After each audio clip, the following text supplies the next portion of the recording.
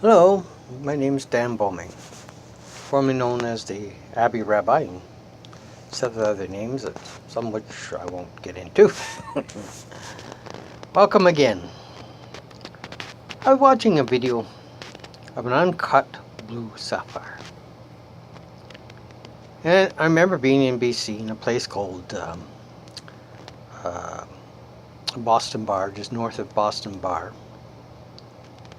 And they took me through a hike through the woods. And there were so many semi-precious stones that could be found. Just picked up, polished up, cut, shaped,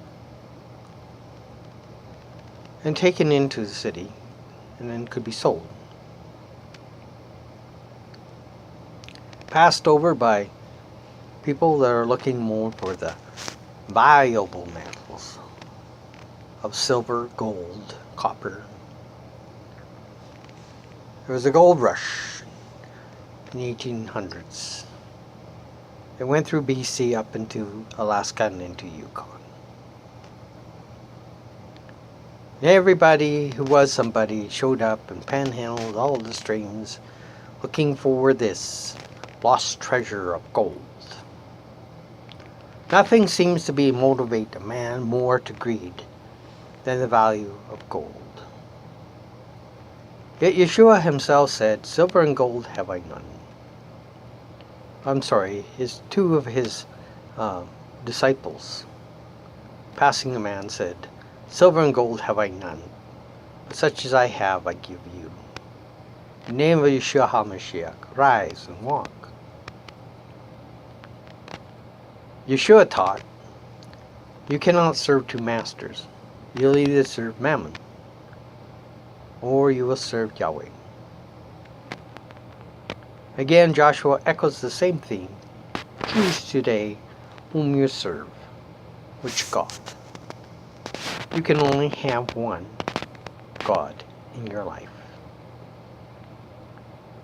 And we can argue and debate over names and everything else, but truly, if you do not know the true God, it doesn't matter what you call him, he's not going to answer you. And the more important question that's being ignored isn't what do you call him, is it if he calls you.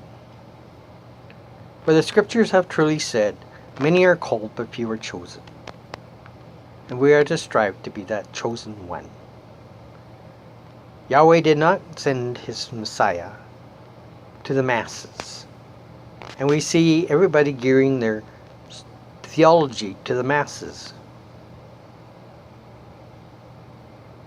And the only thing that masses can never do is mass destruction, mass death.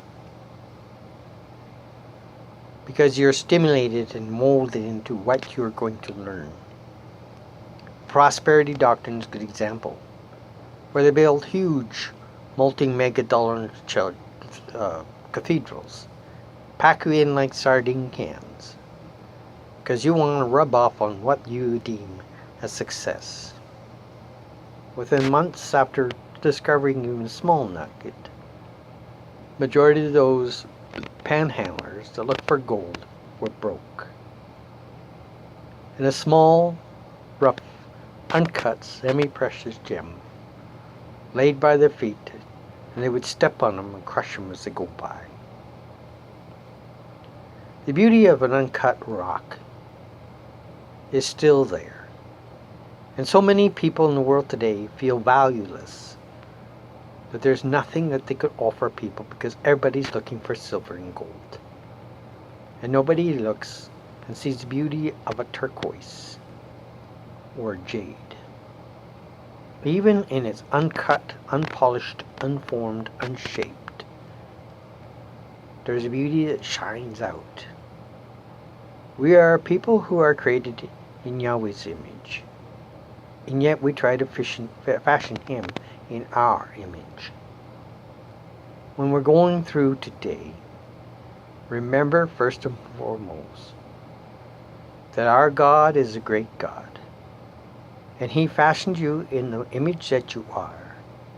And it doesn't matter if the masses don't accept you. Remember that he came without any form of comeliness. He wasn't Justin Trudeau. And he wasn't Mr. Donald Trump. And he wasn't some man of star who had been found on Hollywood. In fact, Hollywood would reject him if he tried to get a job. We do not need anything so unrefined as you. He would not be welcome in the majority of these churches, and he would not be even notified or even recognized in some of the pulpits governing Canada and the United States. So if you feel rejected, remember our Master too was rejected, and you feel trashed down or just not good enough, remember the value that Yahweh has given you. Yeshua our HaMashiach, Jesus our Savior, our Master and our Creator, still so loved you, and he came to this world, and the Word was made flesh and lived amongst us. That is how he loves us. And he was not ashamed, the God of all creation, to come down and dwell with us. And today he seeks for a place, no matter how imperfect you may feel, to simply dwell within so that the beauty can shine out.